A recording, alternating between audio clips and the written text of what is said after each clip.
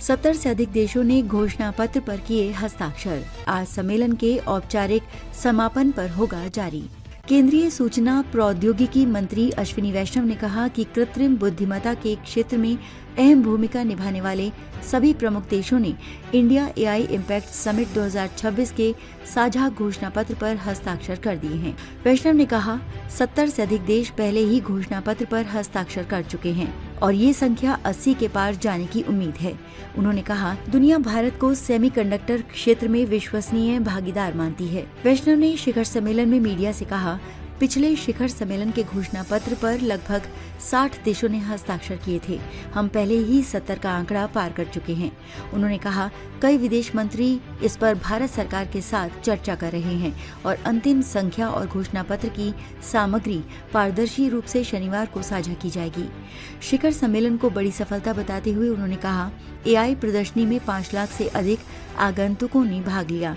इस आयोजन में बुनियादी ढांचे से संबंधित 250 अरब अमेरिकी डॉलर से अधिक के निवेश की प्रतिबद्धता देखी गई।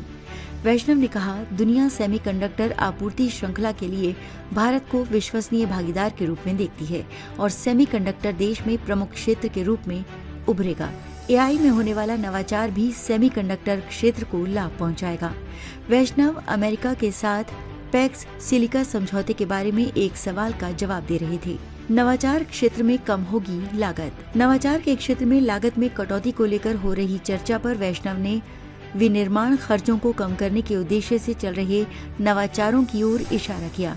उन्होंने कहा, लोग बिजली की लागत को 50% तक कम करने पर विचार कर रहे हैं। चिप की लागत में भी यही बदलाव आएगा।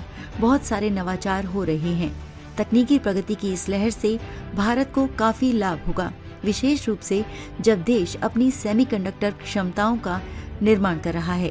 हम अपने डिजाइन और सेमीकंडक्टर क्षेत्र की यात्रा ऐसे बिंदु से शुरू कर रहे हैं जहां हम एआई के बारे में ज्ञात सभी लाभों का उपयोग कर सकते हैं और नए युग के अनुसार अपने चिप्स के डिजाइन को अनुकूलित कर सकते हैं। सेना ने एआई संचालित कई रक्षा उपकरणों का किया प्रदर्शन। राजनाथ ने किया पवेलियन का दौरा। जलवायु विज्ञान और आपदा पूर्वानुमान प्रणाली से लेकर दुर्घटनाओं को रोकने के लिए चालक की थकान का पता लगाने वाले उपकरण तक भारतीय सेना ने एआई इम्पैक्ट समिट में कई अनुप्रयोगों का प्रदर्शन किया। रक्षा मंत्री राजनाथ सिंह ने शुक्रवार को सेना के पवेलियन का दौरा किया।